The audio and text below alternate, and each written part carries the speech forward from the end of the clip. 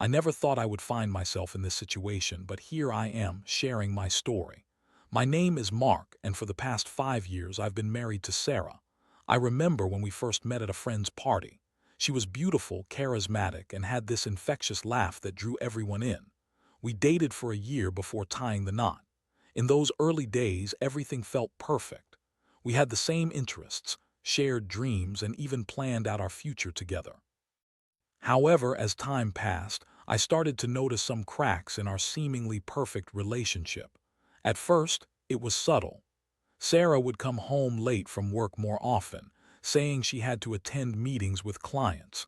I believed her because she was ambitious and dedicated to her job in marketing. But the late nights became frequent, and she seemed distant. She would scroll through her phone, often giggling at texts she received, and when I asked about them, she would deflect, claiming they were just work-related messages. I tried to shrug it off, convincing myself I was being paranoid and overthinking things. But then came the evening that changed everything. It was a Friday, and I had planned a nice dinner at our favorite restaurant. I got home early, determined to surprise her. As I walked through the door, I noticed that her car was still in the driveway, but the house was silent. I called her name, but there was no response. That's when I decided to check her phone, something I'd never done before. I know it's a breach of trust, but my gut was screaming that something was off. As I scrolled through her text conversations, my heart sank. There were messages between Sarah and Jason, my cousin's fiancé. They were flirty, and as I read them, it became clear that this was more than just a friendship. My world crumbled as I pieced together the conversation. They had been meeting up while I was at work, sneaking around behind my back. I felt sick, angry, and betrayed. I was shaking with disbelief. When she finally arrived home, I confronted her. I could see it in her eyes that she knew. The blood drained from her face as I laid out the evidence. "Sarah, what the hell is going on?" I demanded, showing her the texts. She tried to laugh it off, claiming it was just harmless flirting, that I was overreacting and being insecure. But in the pit of my stomach, I knew that this was far from innocent. I was furious. I had trusted her, loved her, and she was throwing it all away. The excuses rolled off her tongue like nothing. "You don't understand the pressure I'm under at work," she said, her tone dismissive. "This is just a way for me to blow off steam."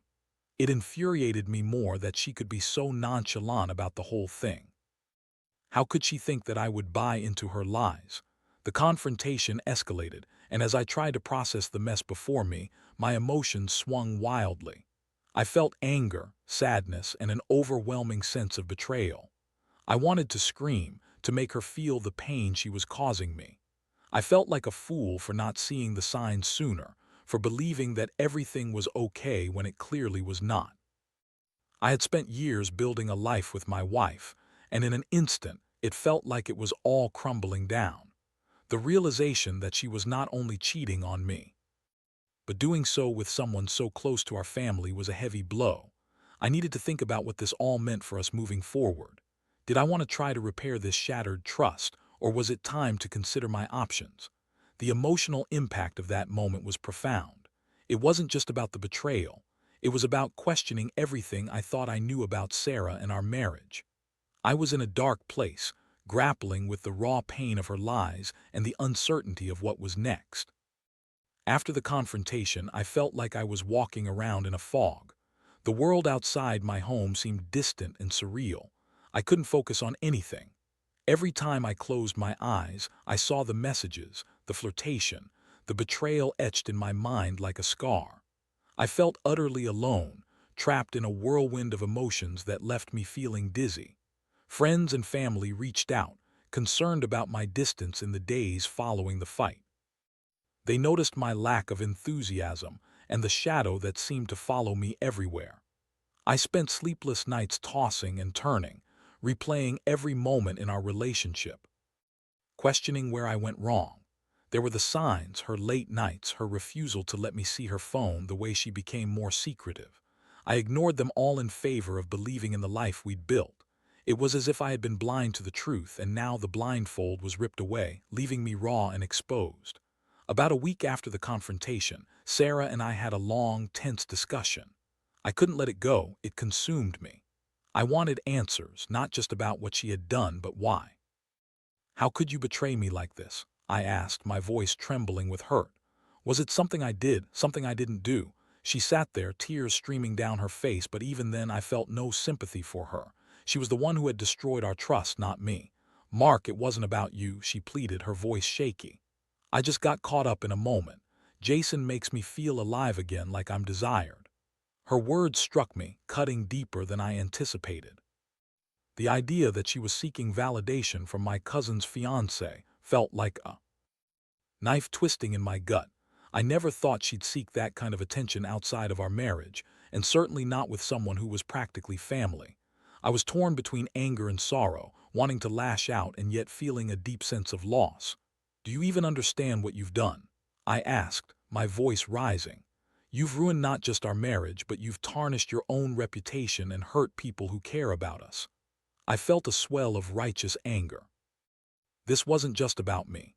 It was about the trust we had built and the family ties she was destroying.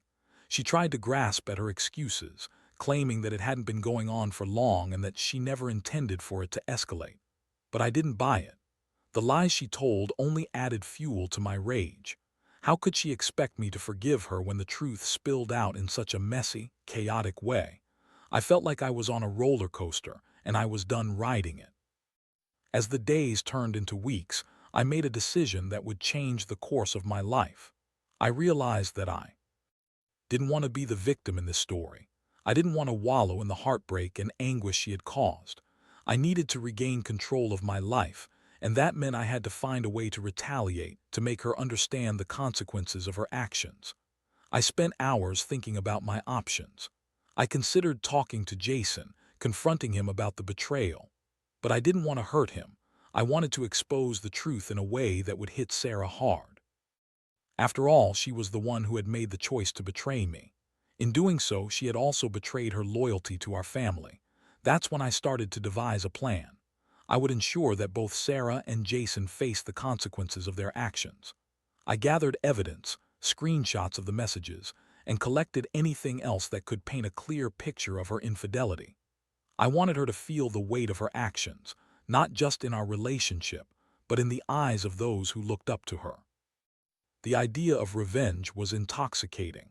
I wanted her to feel the same pain I felt every time. I thought about her betrayal. It became a driving force, pulling me out of the darkness and into a space where I had agency over my life once again. I could take back some of the power she had stripped from me. As I plotted and planned, I felt a strange sense of empowerment. I knew that revenge wouldn't heal the wounds, but it would be a form of justice in a situation that felt so wildly unjust. I was done feeling like a victim. It was time for Sarah to face the reality of her choices. I would make sure she lost both him and her reputation. With my plan taking shape, I felt a newfound sense of purpose. I was determined to bring Sarah's affair to light, not just for my own peace of mind, but to ensure that she faced the consequences of her actions. The first step was to confront my cousin Jason. I knew the risk involved. He was family, and I had no idea how he might react. But I also knew that he deserved to know the truth about Sarah and the betrayal that had unfolded right under our noses. I called Jason, asking him to meet me at a bar that we both frequented. The tension bubbled in my stomach as I drove there, a mix of dread and anticipation swirling within me. I wasn't just about to ruin Sarah's life. I was also about to disrupt Jason, and part of me felt guilty for that. But in my heart, I knew that he had to know what was happening behind his back. When I arrived, I spotted him sitting at a table, his usual jovial demeanor in place. I hesitated for a moment, looking at the guy who had always been more of a brother to me than a cousin. As I approached, I took a deep breath to steady myself. This was about to change everything. "Hey Mark, good to see you," Jason said, flashing me a smile. He looked genuinely happy, and that made what I was about to do even harder. I forced a smile in return and sat down across from him. "Listen, man, I need to talk to you about something serious," I said, getting straight to the point. The cheerful atmosphere around us seemed to dim as I spoke. Jason's smile faded, replaced by a look of concern. "What's going on?" he asked, leaning in. I took a deep breath, searching for the right words. "It's about Sarah," I started, the name feeling heavy on my tongue. "She's been seeing someone else, and that someone is you." I could see the confusion flash across his face, and I quickly pulled out my phone, scrolling through the messages I had saved. I handed it to him, holding my breath. As he read the texts, I watched his face transform from confusion to shock and then anger. "No. This can't be true," he muttered, his voice barely above a whisper. "It's all there, man. I wish I were lying. I found these messages on her phone. You deserve to know the truth," I said, my heart pounding. I couldn't tell if I was doing the right thing, but I had to see it through. Jason ran a hand through his hair, visibly shaken. "I can't believe this. I thought we had something real." His voice cracked, and I felt a pang of sympathy despite everything. "You do, Jason. But she's been lying to both of us. She's been meeting up with you while telling me she's working late. It's been going on for a while," I said, trying to keep my voice steady. He slammed his hand on the table, drawing the attention of a few other patrons. "I can't believe this. How could she?" His anger was palpable, and I knew it was directed at Sarah, but I couldn't help but feel some of it aimed at me. "I didn't want to hurt you, man, but you deserve to know," I said, my voice barely above a whisper. We sat in silence for a moment, both grappling with the weight of the situation. Eventually, Jason looked up, his eyes blazing with fury. "I'm going to confront her. She needs to explain this," he said, standing up abruptly. I nodded, unsure of what to say. As he left the bar, I felt a strange mixture of relief and regret. I had done what I set out to do, but the fallout was just beginning. I didn't know how Sarah would react, or if she would try to spin the story in a way that put me in a bad light. I had to be prepared for that. Over the following days, the tension between Sarah and me was palpable. She sensed something had changed, but I kept up the facade, acting as if everything was normal. I watched her closely, noticing the way she would glance at her phone, waiting for messages that never came. She was clearly anxious, and part of me reveled in that. Finally, the confrontation came. Sarah had been on edge, and when I noticed that she was pacing the living room, I knew it was time. I couldn't hold back any longer. "Are you going to talk to me about Jason?" I asked, my voice calm but firm. Her expression shifted, a mix of panic and defiance crossing her face. "What do you mean?" she asked, feigning innocence. "Don't play games, Sarah. I know you've been cheating on me with him." "Jason knows too," I replied, watching her face drain of color. The shock was evident, and for a brief moment she stood frozen, her eyes wide. "You told him," she finally stammered. "I didn't just tell him. I showed him the evidence." "You've lost your chance to play the victim here," I said, feeling a surge of satisfaction. Her reaction was explosive. "How could you do this to me? You had no right to butt in," she yelled, her voice filled with rage and desperation. It was both cathartic and horrifying to see her unravel before me. "You did this to yourself, Sarah. You made the choices that led to this moment. You betrayed my trust, and now you have to face the consequences." I shot back, my heart racing. The argument escalated, with her making excuses and blaming me for not being a good enough husband. "You never paid enough attention to me. I was lonely." She spat, trying to turn the tables, but I wasn't having it. "Lonely? That's your excuse for cheating. You could have talked to me, but instead you chose to sneak around and lie." I felt the anger boiling inside me, but I also felt empowered.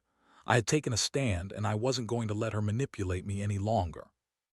As the fight continued, it became clear that there was no way to salvage our marriage. I could see the futility of trying to make her understand the depth of her betrayal. She was too wrapped up in her excuses and deflections to take responsibility for her actions. In that moment, I knew I was right to pursue revenge. It was time to ensure that she faced the consequences of her infidelity. I had already taken the first step by confronting Jason, but I realized that I needed to notify her friends and family about what had happened too.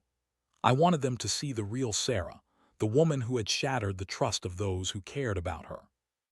I would make sure she lost not just him, but her reputation as well. It was time to execute my plan, and I felt a rush of adrenaline at the thought of it. As I set my plan into motion, I felt a mixture of dread and excitement. This wasn't just about revenge. It was about reclaiming my life and restoring a sense of justice after the betrayal I had suffered. I knew I had to be strategic about how to spread the truth regarding Sarah's infidelity. I decided that the best approach would be to reach out to a few close friends of hers first, those who would take the news seriously and not dismiss it as mere gossip. I started with her best friend, Amanda. We had always gotten along well, and I hoped she would be sympathetic to my situation. I arranged to meet Amanda for coffee one afternoon, carefully crafting what I would say. I wanted to be honest but also convey the gravity of the situation without sounding bitter. When I sat down across from Amanda, I could see that she was already sensing my unease. "Hey, Mark, you look stressed. Everything okay?" asked, concern etching her features. "Actually, no. I've got something serious to talk about," I said, taking a deep breath. As I began to explain the situation, Sarah's affair with Jason and the pain it had caused, I watched Amanda's expression shift from confusion to disbelief. "Are you serious? Jason and Sarah?" she asked, her voice barely above a whisper. I nodded, pulling out my phone to show her the messages I had saved. The look on her face was a mix of shock and sympathy as she read through the texts. "I can't believe this. I thought they were just friends," she said, shaking her head. "I thought so too, but it's been going on for a while. I wanted you to know because I think you deserve to hear it from me rather than through the grapevine," I explained, trying to keep my emotions in check. Amanda was visibly upset, and I could tell that Sarah's betrayal had hit her hard. "This is really messed up, Mark. I'm so sorry," Amanda said, reaching across the table to squeeze my hand. "I'll talk to the others. We need to support you, and Sarah needs to face the consequences of this." With that, I felt a surge of relief. I was making progress. I spent the next couple of days reaching out to other friends and family members of Sarah's, gradually spreading the word about what had happened. I approached each conversation delicately, wanting to ensure that I wasn't seen as spreading petty gossip, but rather as someone who had been wronged and was seeking justice. As the news spread, I found that the reactions were overwhelmingly sympathetic to me.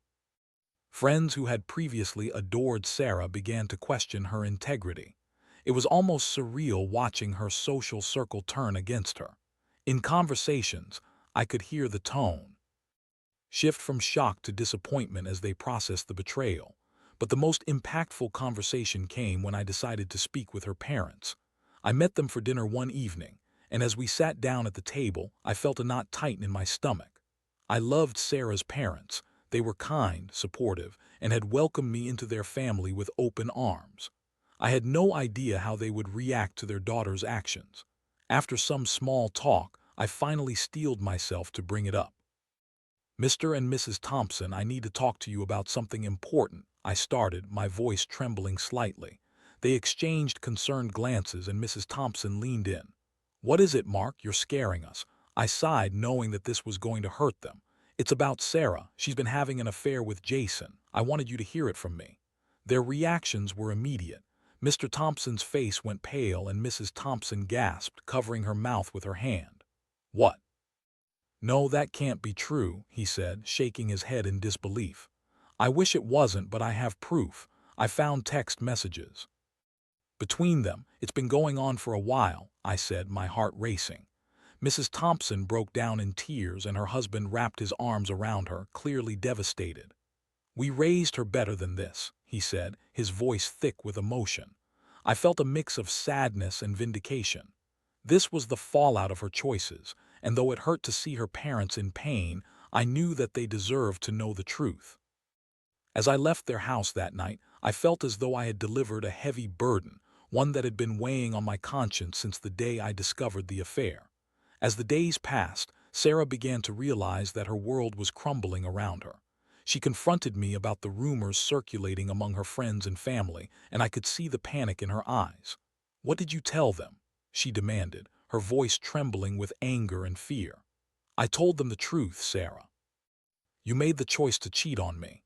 I'm not going to let you manipulate the narrative any longer," I replied, feeling empowered.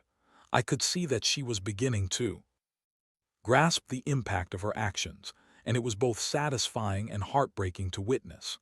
The final blow came when I learned that Jason had called off their engagement. Apparently, he had confronted Sarah after I told him, and the fallout had been swift. He couldn't handle the betrayal, especially knowing that it had come from someone within our family. As news of his decision reached me, I felt a strange mix of satisfaction and pity. I had wanted to ensure both of them face consequences, but seeing Jason hurt made me question whether the revenge had been worth it. Meanwhile, Sarah's reputation was in tatters. Friends began to distance themselves, and the whispers grew louder. It became clear that she was no longer the beloved figure everyone thought she was. I watched as she descended into a pit of despair, and while part of me felt justified, another part couldn't help but feel a pang of empathy for the woman I had once loved. But as I reflected on everything that had happened, I realized that my pain wasn't unfounded. I had taken the necessary steps to reclaim my life, to ensure that she faced the repercussions of her choices. It wasn't about being cruel, it was about seeking justice. And I had to remind myself that while I had lost a significant part of my life, I was also on the cusp of finding freedom, a chance to start anew without the weight of her betrayal hanging over my head. As the weeks passed, the emotional roller coaster I was on began to level out. I had executed my plan, and while it felt satisfying to have regained control, it also left me with a lot to process. Sarah's world had crumbled around her, and I couldn't help but feel a mix of satisfaction and sorrow as I watched her fall from grace. The vibrant, lively woman I once knew was now a shadow of her former self, isolated and riddled with shame. Even though I had decided to take revenge, I found myself contemplating my own feelings. Was this really what I wanted? I had sought justice, but I had also lost a part of myself in the process. I didn't want to be the guy who relished in someone else's misery, but the betrayal had ignited a fire in me that I had never known existed. I had to remind myself that I had every right to feel hurt and angry, but watching Sarah's downfall still tugged at my conscience.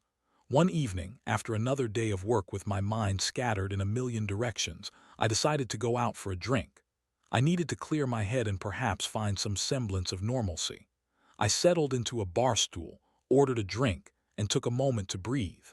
As I sat there sipping my whiskey, I couldn't help but think about the future and what it held for me. My phone buzzed, breaking my train of thought. It was a text from Amanda, asking if I would be at the annual family gathering in a couple of weeks. The thought of seeing everyone, especially Jason, filled me with dread. But then I realized it might be an opportunity for closure, not just for me but for everyone involved. I typed out a quick response, letting her know I would be there. If there was ever a time to confront my feelings and maybe even find some healing, it would be at that gathering. I wanted to show that I was moving on, that I wouldn't let Sarah's actions define me.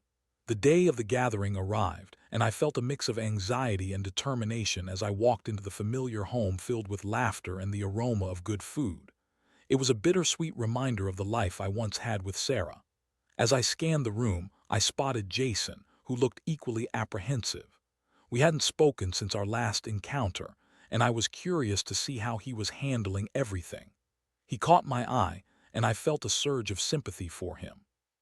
I knew how much he had loved Sarah and how deeply he must have been hurt by her betrayal. As the evening went on, we both found ourselves gravitating toward one another. I approached him tentatively, unsure of how to broach the subject. "Hey man," I said, trying to keep my tone light. "How have you been holding up?" He shrugged, a pained expression crossing his face. "I'm managing. It's been rough, you know. I didn't think she was capable of that kind of betrayal," he admitted, his voice tinged with sadness. "I get it. I didn't see it coming either," I responded, feeling an unexpected kinship with him, "but it's not our fault. We didn't make her choices." Jason nodded, looking more at ease as we talked. "I appreciate you telling me what happened. I know it must have been difficult," he said, his honesty putting me at ease. We spent the next hour sharing stories and venting our frustrations about Sarah and the situation. It felt good to connect without blaming each other. We were both victims in our own right, and it was liberating to acknowledge that. As the night wore on, I saw Sarah arrive. She walked in with her head held high, but I could see the tension in her posture. She immediately scanned the room, her eyes locking with mine for a brief moment. I could see the mix of regret and defiance in her expression, and an unsettling feeling washed over me. I was reminded of the hurt she had caused, and the anger that still simmered beneath the surface. I steeled myself as I watched her approach a group of friends, trying to regain her footing. The whispers began, and I felt a sense of satisfaction in knowing that her reputation was no longer untouchable. I watched. As the conversations turned colder, glances were exchanged, and her friends began to distance themselves. It was a sight I had anticipated, but witnessing it firsthand felt different, bittersweet, and oddly empowering. Throughout the evening, I noticed Sarah's attempts to engage with everyone, but the warmth she once exuded felt forced and artificial. The laughter she had so easily commanded before now seemed out of reach, and I couldn't help but feel that she was beginning to realize the full extent of her actions. As the night came to an end, I found myself alone in a quieter corner, grappling with my emotions. I had gotten the revenge I sought, but it had come at a cost. I watched as Sarah stood by the door, her face drawn and vulnerable. For the first time, I saw her not as the woman who had betrayed me, but as a person drowning in her own choices. In a moment of clarity, I realized that, while she deserved to face consequences, I didn't want to carry the anger and resentment any longer. Revenge had given me a temporary high, but the weight of it was starting to feel heavy. I didn't want that to define me, so I made a decision. I approached Sarah, taking a deep breath. "Sarah," I said, my voice steady but calm. She turned to me, surprise flickering in her eyes. "I think we need to talk." The look on her face revealed a mix of fear and uncertainty. "Mark," she started, but I raised my hand to stop her. "I'm not here to blame you or to drag up the past. We both know what happened, but I don't want to be stuck in this cycle of resentment." "I want to move on," I said, surprising myself with my own resolve. Her eyes softened, and for the first time I saw a glimpse of the sadness that lay beneath her tough exterior. "I'm so sorry, Mark, I messed up. I didn't realize how much I could hurt you," she admitted, her voice trembling. "I know," I replied, feeling the weight of it all. "But it's done. I just want to find a way to move forward, even if that means we go our separate ways." She nodded, tears welling in her eyes. "I understand. Thank you for talking to me. I hope you can find happiness again." With those words, I felt a sense of closure wash over me. I didn't need to carry the burden of anger anymore. I had fought for my dignity, and now I could let go of the pain Sarah had caused. It was time to look ahead and embrace the unknown. As I left the gathering that night, I felt lighter. I had confronted my demons, faced the reality of my marriage, and emerged stronger. I realized that revenge may have given me a fleeting sense of power, but forgiveness, whether for her or myself, was the path to true freedom. I might have lost a part of my life with Sarah, but that door closing meant new ones were ready to open. I was ready to step into them, letting go of the past and welcoming the future with open arms. With a renewed sense of purpose, I stepped out into the cool night air, the stars twinkling above like distant hopes waiting to be realized. As I walked away from the gathering, I marveled at the weight that had been lifted off my shoulders. I had spent weeks consumed by anger and revenge, but letting go of that burden felt like shedding a heavy coat I had worn for far too long. In the following days and weeks, I began to focus on myself. I started going to the gym again, something I had neglected during the latter part of my marriage. I took up new hobbies, explored interests that had been pushed aside, and even made an effort to reconnect with friends I hadn't seen in ages. It felt good to reclaim my life and my identity, free from the shadows of betrayal that had loomed over me. One evening, I found myself sitting at a park, watching the sun set. I had a sense of peace, something I had thought was lost forever. It felt strange but comforting to simply be in the moment, savoring the beauty of the world around me. As I soaked it in, I realized that the emotional turmoil I had endured had transformed me in ways I never expected. I was stronger, more resilient, and more aware of what I wanted from life. Despite the pain, I had also learned some valuable lessons. My experience with Sarah had taught me the importance of open communication in relationships. I had let things slip, ignoring red flags because I wanted to believe in our love. I knew now that I would never let myself be blindsided again. I had grown, and I was determined to carry that growth forward. Eventually, I began dating again. It wasn't easy, and I approached new relationships with caution, but I was ready to open my heart once more. Each date was a chance to learn about myself and what I truly wanted in a partner. I wanted someone who valued honesty and trust, who shared my dreams and aspirations. As I ventured back into the dating scene, I met Lisa, a graphic designer whose creativity and passion for life drew me in. We bonded over shared interests, and I found myself laughing again, truly enjoying the connection we were building. It felt different this time, lighter and more genuine. I made sure to communicate openly about my past and what I had learned from it, and thankfully, she reciprocated with her own stories and experiences. One day, as we sat by a riverbank, watching the sun dip below the horizon, I reflected on everything I had gone through. I realized I had transformed my pain into something positive, an opportunity for growth, healing, and newfound love. You know, I said, turning to Lisa, I used to think that betrayal would define me, but now I see it was just a chapter in a much bigger story. She smiled, her eyes sparkling with understanding. I think it's beautiful that you've turned it into strength. We can't change the past, but we can learn from it and shape our future. As I looked into her eyes, I felt hope blooming again. I wasn't just moving on. I was moving forward into a future filled with possibility. Sarah had played a significant role in my life, both good and bad, but I was no longer anchored by the weight of her betrayal. I had learned to forgive both her and myself, and that was liberating. While I would always carry the scars from my past, they were reminders of how far I had come. I had faced deception and heartbreak, but I had also discovered resilience and self-worth. My journey had taught me that true strength lies not in seeking revenge or holding onto anger, but in embracing change and allowing oneself to heal. As I walked with Lisa, hand in hand, I felt a sense of calm and excitement for the future. The road ahead was uncertain, but I was ready to face it head-on. I had reclaimed my life, my happiness, and my heart. And in doing so, I had found a peace that I never thought possible, a peace that came from embracing my past while looking forward to all the beautiful moments yet to come.